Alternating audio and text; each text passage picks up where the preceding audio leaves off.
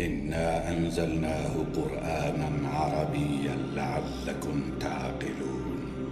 نحن نقص عليك أحسن القصص بما أوحينا إليك هذا القرآن وإن كنت من قبله لمن الغافلين.